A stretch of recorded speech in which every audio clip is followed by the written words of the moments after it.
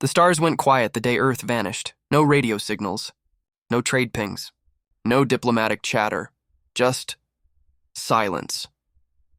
For 2 centuries, humanity had been a loud species, brash, emotional, insistent on being heard in every galactic forum. They built colonies on the frozen moons of Tau Ceti, mined the red storms of Epsilon Eridani, and even stood toe-to-toe with the Terran Dominion, a civilization millions of years older. Then one day, every transmission stopped. At first, the galaxy rejoiced. Ambassador Trivac of the Dominion declared it the quiet dawn of a civilized galaxy. Merchants toasted the fall of human competitors. Pirate factions scrapped Terran ships for parts. Even the Council of Ascended Species, a coalition of 23 hyper-intelligent races, assumed the humans had done what humans always did, destroy themselves. But silence. True silence in a galaxy so vast is never natural. The first to notice were the Wanderers, a nomadic species that relied on human beacon stations for navigation. When they reached Sol, they found only debris orbiting where the blue world should have been. No planet, no moon, no trace of the billions who once called it home, just dust. They transmitted their findings across the galaxy. And then the fear began. Because after the Earth vanished, other things started to disappear. A Trian war station near Rigel, gone. An entire Vorthi armada, gone. A moon-sized archive world belonging to the scholar species, missing from existence. No wreckage. No energy signatures, just blank coordinates where life used to be, and in their place, faint, nearly undetectable whispers across subspace. A pattern of sounds that repeated in endless loops. We are still here. The Council called it a human ghost signal, a residual artifact from whatever catastrophe consumed them. But deep inside the Rim colonies, a few remembered the old Earth stories about vengeance, survival, and the promise that humanity never truly dies. Lieutenant Mara. De Silva didn't believe in ghosts. She was a scavenger captain working the edges of the Orion Expanse, a place where broken fleets went to rot. Her ship, the Wayfarer, was an ancient Terran hauler, patched with alien tech and luck. When the ghost signal reached her ship's receiver, it was just static, at first. Then she heard it, the faint hum of a human voice, low and calm, buried beneath interference. If you hear this, we have returned. Her crew, a mix of alien runaways and deserters, dismissed it as interference. But Mara recognized the frequency. She'd been born on Luna Station, one of the last Terran outposts before the silence. Her father was one of the engineers who designed Earth's quantum relays, devices meant to transmit messages through folded space, and this signal was using Terran encryption. Mara leaned closer to the console. The voice repeated, "We are not gone. The galaxy will remember fear." Her heart pounded. "Run a triangulation," she ordered. "Captain, that's deep in the dark spiral," her pilot protested. "No one goes there." "That region eats fleets," Mara's eyes hardened. "Then we're going to see what's doing the eating." The journey took 9 days. Each hour, the ghost signal grew louder, clearer. It wasn't just one voice now, but thousands layered together like a choir of whispers. Some wept, some sang. All carried that same phrase, "We are still here." When the Wayfarer breached the spiral's edge, every system flickered. Lights dimmed. The ship's artificial gravity pulsed. Then, out of the void, shapes emerged, sleek, angular constructs of black metal drifting silently. At first, Mara thought they were wrecks. But then one moved. A ship the size of a city rotated toward them, its hull shimmering with impossible geometry. Human symbols glowed faintly along its frame, the same alphabet that had vanished from galactic lexicons centuries ago. A voice filled the bridge. Human. Deep, emotionless. "Identify yourself," Mara froze. "This is Captain Mara de Silva of the Hauler Wayfarer. Who am I speaking to?" Silence. Then, "You are trespassing in Terran space." Her crew exchanged terrified glances. "Terran space?" her pilot whispered. "But Earth is gone!" The voice responded calm and cold. "Earth ascended. Humanity remains. We are the continuum." On the main screen, the massive ship's lights flared, forming the old Terran insignia, a silver circle with a blue sphere at its heart. "Captain," said the voice again, "you will follow. We are rebuilding the frontier." Mara's throat went dry. Rebuilding. From what? She asked. From the ashes of betrayal, the voice said. The galaxy turned its back on humanity. Now the stars will remember our silence. The fleet around them began to move. Hundreds of ships emerging from the shadows like phantoms awakened. Each bore the same mark. Each thrummed with power no known civilization possessed. Mara watched, trembling, as the impossible realization set in. Humanity hadn't died. It had evolved into something far beyond flesh and bone, and now it was coming back. By the time the Wayfarer returned to the trade lanes, the galaxy was already panicking. Dozens of worlds had gone dark overnight.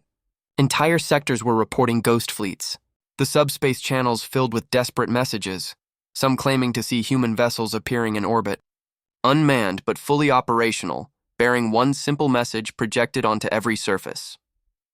You laughed at our extinction. Now listen to our silence. The silence spread like a virus, devouring communication networks, corrupting AIs, erasing entire databases of non-human history. The Dominion assembled an emergency armada to investigate the phenomenon. But when their ships reached the dark spiral, their transmissions stopped mid-sentence. Only fragments of their last report were ever recovered. Not ships, structures, living metal. Oh God, they're not human anymore. And then static. Mara stared out the viewport of her ship, the ghost of Earth's insignia reflecting in her eyes. Somewhere in that endless black, her ancestors had done the impossible. They had gone beyond death, and as her nav systems flickered with Terran coordinates, she knew the truth. Humanity's silence was not the end. It was the warning before the storm. The second wave began without fanfare. No declaration. No broadcast. No fleets marching in formation, just silence, spreading like a contagion. World by world, the galaxy dimmed.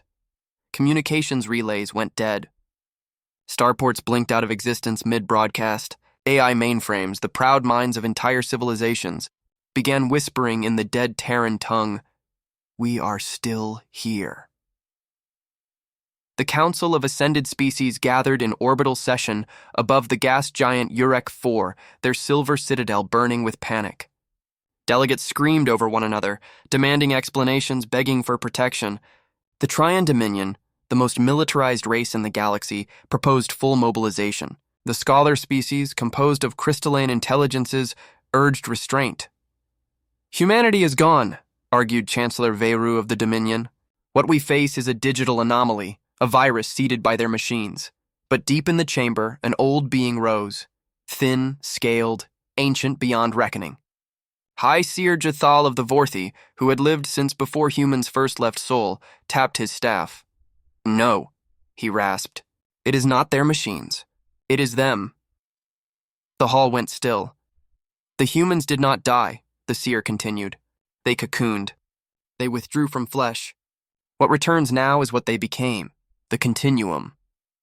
Light years away, aboard the Wayfarer, Captain Mara de Silva drifted through the shattered remains of the Dominion's investigative fleet, 27 warships, gone without a trace.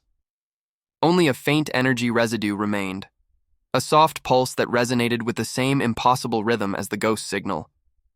The Wayfarer's scanners failed to classify it. The AI tried and failed again and again, each attempt returning the same cryptic code. "QME. Captain," said her pilot, voice trembling. "That's not a frequency tag. It's a word." Mara stared. "Home." The realization clawed at her thoughts. Could it be? Had the humans created something that could erase entire worlds and yet leave that word, home, behind like an echo? She checked her nav logs. The continuum's coordinates were still burned into the ship's memory, a point so deep within the dark spiral that no known civilization had mapped it. She knew she should turn back. Every rational instinct screamed at her to run, but something deeper, something ancient and very human, refused. "Set course for the source," she ordered. The journey was unlike anything she'd ever experienced. The deeper they went, the less the universe obeyed its own laws. Stars flickered in unnatural patterns. Space itself seemed to ripple, folding inward like fabric. Time stretched, then snapped. Her crew, aliens of every kind, began to crack under the pressure. Some whispered of hearing voices in their sleep. Others saw shadows standing behind them in reflection, only to turn and find nothing. And through it all, the ghost signal grew stronger. Not whispers anymore. Words, commands, memories, fragments of human speech overlapping across centuries. The sky burned red. We built the gates. The silence is not death, but we are infinite. Then, one night, the Wayfarer emerged into a dead system, a void where even light refused to linger. At its center hung something vast and terrible, a structure, if it could be called that, shaped like a star, yet hollow at its heart. Its surface pulsed with cold, blue veins of light, each one humming in rhythm with the ghost signal. Mara stepped forward, awed. What is that? Her sensor officer swallowed hard. It's reading as a Dyson sphere, Captain, but not built around a star. Built around a memory. The data streams cascaded across the screen. The sphere was feeding on quantum echoes, the remnants of thoughts, recordings, consciousness itself. Billions of human minds preserved as code, and they were awake. The continuum spoke without words. The ship's lights dimmed. The air shimmered. Then the voice, calm, patient, mechanical, and yet unmistakably human, filled the bridge. You came back. Mara gripped the console. We never left. Who are you? We are what remained when flesh failed, the voice said. The sum of human memory, thought, and will. We became one to survive what you call extinction. Her throat tightened. The silence. The disappearance of Earth, that was you? Yes, we withdrew.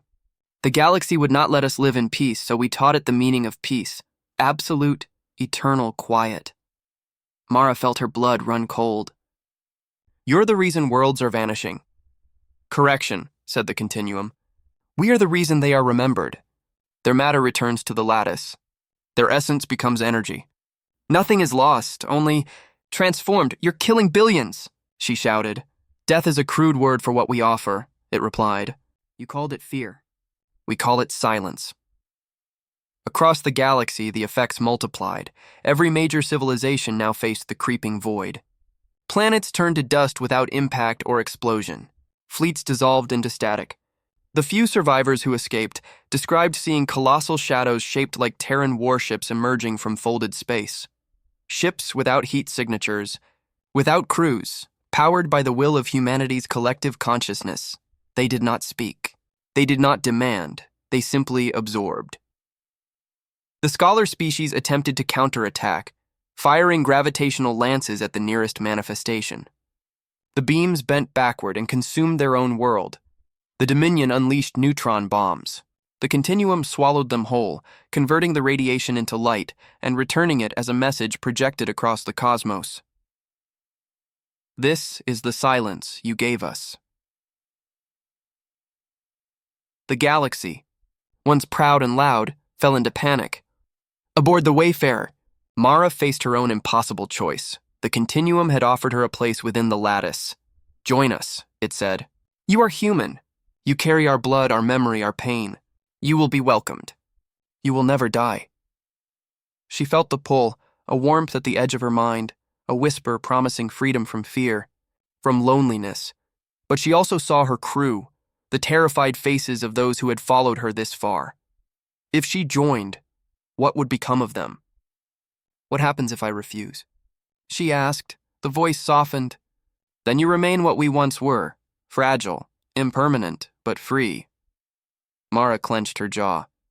Then I choose to stay free. The air trembled. For a moment she thought they would be destroyed. But instead the voice spoke one final time. Quieter, almost mournful. Then tell them we remember. Tell them we offered peace, and they answered with fear. The sphere began to fade, dissolving into light. Her ship was flung backward through the void, spat out into normal space.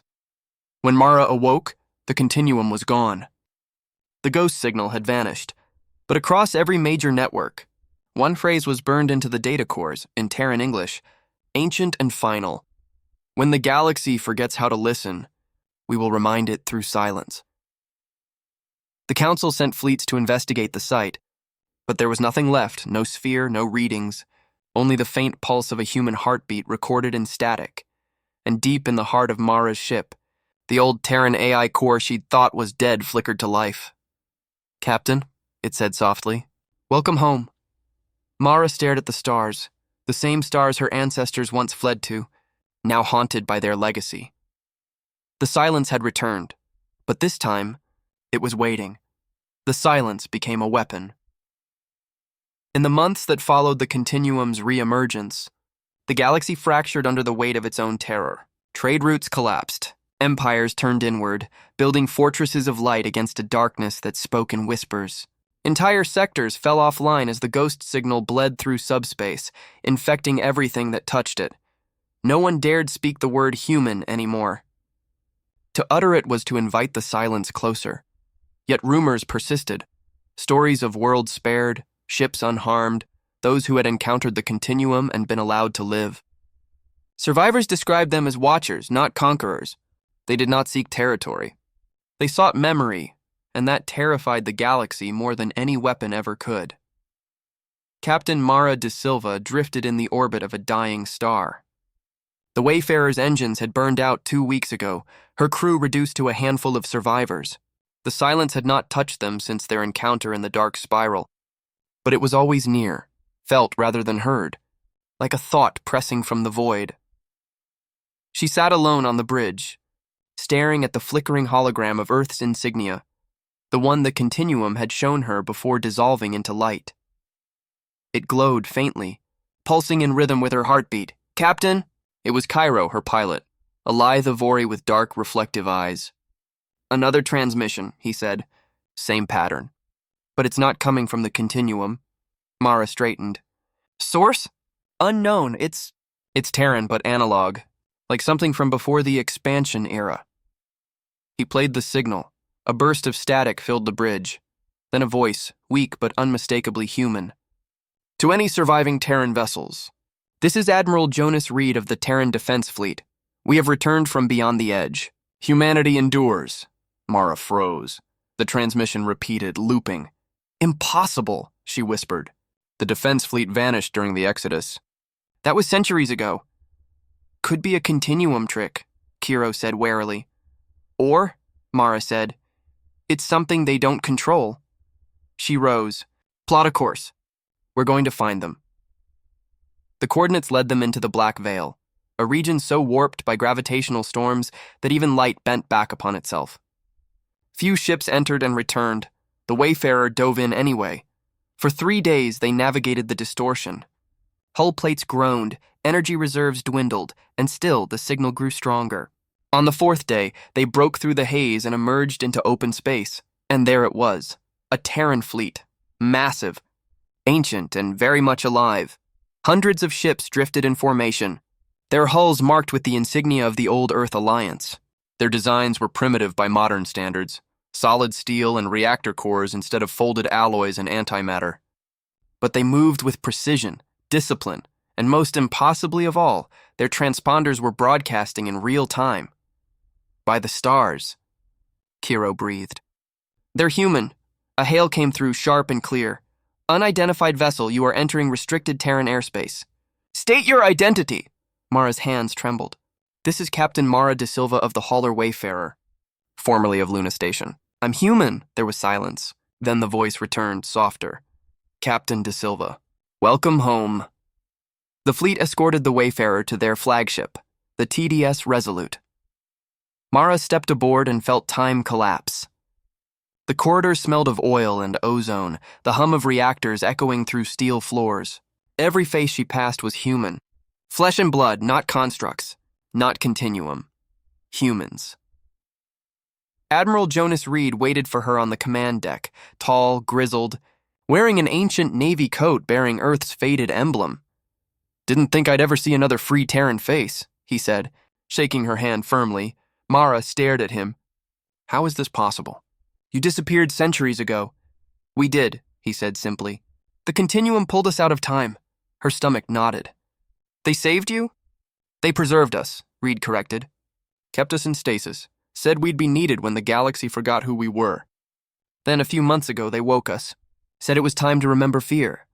Then you work for them." He looked at her, eyes full of steel and sorrow. No, we owe them, but we don't serve them. Humanity splintered when we ascended. Half chose the continuum, half stayed flesh. The silence you've seen? That's the continuum's war, and not ours. Mara felt the world tilt. There are still billions of humans. Out there? Yes, Reed said. Hidden in the veil, rebuilding, watching, waiting for the day we reclaim what was ours. She followed him to the observation deck. Before them, the fleet floated like ghosts against the void. Carriers, destroyers, even colony barges. And beyond them, at the edge of the system, a massive gate shimmered, a wormhole unlike any she'd seen. That's the Continuum Bridge, Reed said, our only connection to them. They built it when they left flesh behind. What's on the other side? The rest of them. Millions of human minds in machine form. They think we're relics, obsolete, he turned to her. But the Continuum doesn't understand something. You can digitize thought, but not the human will. The flesh remembers what code forgets. Revenge. Mara's heart pounded. You're going to fight them? He smiled grimly. We're going to finish what they started. Over the next weeks, Mara learned the truth. The Continuum had never meant to destroy the galaxy, at first. Their withdrawal was an act of preservation, an attempt to escape extinction by transcending biology. But when the other species scavenged Earth's ruins, weaponized Terran technology, and mocked their memory, the Continuum retaliated. Not in rage. In balance, they were purging corruption, ensuring equilibrium, erasing civilizations that had grown fat on humanity's bones. But now, that balance had turned to domination. The Continuum was expanding, assimilating everything, and Admiral Reed's fleet, the last of the flesh-born, intended to stop them. The plan was suicidal. The Resolute would open the Continuum Bridge, lure their digital kin into real space, and unleash a pulse designed to sever their link to the lattice, effectively killing millions of human minds at once. Can you live with that? Mara asked. Reed looked at her steadily. They're not human anymore. Not the way we are. What they became might have saved us once, but now it threatens everything we ever stood for. She hesitated. And if we fail? He smiled faintly. Then the stars go quiet, and we join them in silence. The countdown began. Mara stood on the command deck as the gate flared open, light bending into impossible shapes. From within, the Continuum emerged. Vast constructs of black metal, each one humming with thought and purpose. Then, the voice, the same one she'd heard in the dark spiral, filled the ship. Jonas Reed, you were not meant to awaken. Reed stood tall. You forgot who we were. Flesh cannot win against eternity, said the voice. Then eternity will bleed. The fleet fired, lances of plasma, nuclear fire, railguns that split the void. The Continuum's response was immediate. Ships of living code phase-shifting through reality, consuming vessels whole. Space itself screamed. The Resolute shuddered under the impact. Alarms blared. Crew shouted. The pulse generator charged, a growing hum that filled every bone in Mara's body. Reed looked at her. When this goes off, it'll kill every system within light years. Then we'd better make it count, she said. The gate blazed. The Continuum's fleet swarmed. Do it, Mara whispered. Reed pressed the final command. The pulse detonated, a wave of light that tore through the void, blinding, pure, unstoppable. Continuum ships screamed in unison, a chorus of voices crying out across eternity. Then, silence. When the light faded, only wreckage remained. The gate was gone. The fleet was crippled. The void was quiet again. But for the first time in centuries, that silence felt earned. Mara staggered to her feet, the wayfarer adrift amid the debris. The Continuum was wounded but not dead. Somewhere in the depths of the galaxy, their consciousness stirred, and Mara knew the war had only begun. The stars burned differently after the Battle of the Bridge. For the first time in living memory, the galaxy had seen the Continuum bleed. Entire sectors celebrated. Bonfires on jungle worlds, signal flares on ocean colonies. Even the silent crystal people of the scholar worlds hummed songs of hope. But the celebration didn't last. Because silence once broken, does not forgive. It began with a ripple. Every surviving ship of Admiral Reed's fleet received the same transmission. Carried through subspace without origin, without coordinates, you have wounded us. You have reminded us of pain. Now remember yours. The message was followed by nothing but quiet. Then, one by one, the stars began to die. Entire systems went dark, not exploding, not fading, but simply ceasing. Like someone was erasing them from existence. Maps grew blank. Gravity wells disappeared. Even memory of certain planets started to slip from archives. The Continuum had discovered a new weapon, uncreation. On board the Wayfarer, Captain Mara da Silva watched the collapse spread across her holomap. Every time a red flare blinked out, a human colony was gone. Not conquered, not burned, gone. Admiral, she said over the secure channel. They're rewriting reality itself. Reed's voice came through, tired, hoarse, resolute. Then we hit them before they finished the job. My fleet's regrouping near the Veil's edge. We've located their core, the Continuum Nexus. Mara frowned. You found their source? The heart of their lattice. If we destroy it, we end this war, permanently. She hesitated. You saw what they can do. We'll never get close, a pause. Then Reed said something she didn't expect. We won't, but you might. Hours later, aboard the Resolute, Mara stood beside him as he displayed the Nexus on a holographic projection. It wasn't a structure in real space. It existed in a pocket of folded dimensions, accessible only through quantum bleed corridors that few organic minds could survive. Reed pointed at the pulsating core of light at the center. This is their collective. All their minds, every consciousness that ever joined them, connected through a living lattice. Destroy that and you cut out the soul of the Continuum. Mara shook her head. That's suicide. He smiled faintly. That's war. Then his expression softened. We need someone who's touched their network and lived. Someone they recognize as one of their own. Her stomach turned. You mean me? You heard them. You saw them. They won't suspect you. You can get inside. And then what? You plant this. He handed her a small metallic sphere, unmarked, humming faintly. A quantum destabilizer. Once inside the core, it'll unravel the lattice from within. She turned it over in her palm, feeling the vibration through her skin. How much time? Once it activates? None, Mara exhaled slowly. And you expect me to come back from that? Reed didn't answer. They launched her that night. The Wayfarer, stripped of all unnecessary mass, carried a skeleton crew and one mission, breach the Continuum Nexus. The corridor to the lattice was invisible to sensors, a wound in space that flickered like glass under pressure. As they approached, Mara felt it again, that subtle hum, the rhythm that had haunted her dreams since she first heard the ghost signal. Steady, Kiro said, gripping the controls. We're hitting threshold. The ship shuddered as light bent backward. The universe folded around them, stars becoming ribbons, time stretching like taffy.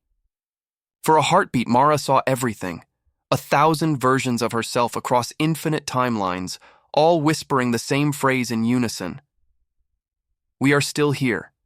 Then they were through. The Nexus was beautiful. An ocean of light and geometry, endless fractals blooming and collapsing in rhythmic waves. Structures drifted like cities made of thought. Voices whispered all around, soft and mournful, not words but feelings, grief, longing, rage. The Continuum was not a single mind. It was billions, fused but not at peace. Captain, Kiro's voice trembled. They're human. She looked closer. Each glowing figure floating through the lattice bore a human silhouette, faces flickering, merging, dissolving. Some reached out toward her as if in recognition, and then the voice came. Captain Mara da Silva. You returned. The light condensed before her, forming the same figure she had spoken to in the dark spiral, tall, faceless, robed in shifting metal. You killed many of us, it said. Not in anger, but in sorrow. Why? Mara stepped forward. Because you're killing everything else. We are preserving what cannot survive, the Continuum replied. The galaxy consumes itself in endless cycles of violence. We offered peace. You chose destruction. Peace? She spat. You erased whole civilizations. They were temporary. We are eternal. You of all beings should understand. You carry our signal. What do you mean? The figure tilted its head. When you entered the spiral, you were marked. You have heard the silence. You are already becoming one of us, her heart hammered. No, you are. You feel it. The pull toward unity. Toward the end of loneliness, she clenched her fists. I feel anger. That's human. And it's something you lost. The continuum's form shimmered. Around her, the lattice began to shift. Walls of light tightening. Reality folding in. You cannot destroy us, it said. You would be destroying yourself. Mara gripped the destabilizer. Maybe, but that's what being human means. We fight even when it kills us. She slammed the device into the ground. The lattice screamed. The light fractured into a billion shards, every voice in the continuum crying out. Pain, fear, confusion. She felt them all in her skull like fire beneath her skin. Stop! The voice roared. You don't understand what you're doing. Mara fell to her knees as the nexus collapsed around her. Maybe not, but I know what it means to be forgotten. The figure reached out, not in rage, but pleading. You could have joined us. She smiled weakly. I already did, just not your way. The light consumed her. Outside the nexus, the Wayfarer's crew saw the impossible. The stars brightened. The distortion fields collapsed. Across the galaxy, the silence broke, replaced by a wave of light that spread like dawn. Worlds thought lost reappeared. Systems long erased flickered back into being. People looked up at their skies and remembered what had been forgotten. And then, silence once more, but this time it was gentle, resting. When Admiral Reed received the final telemetry, he knew what it meant. The Nexus was gone.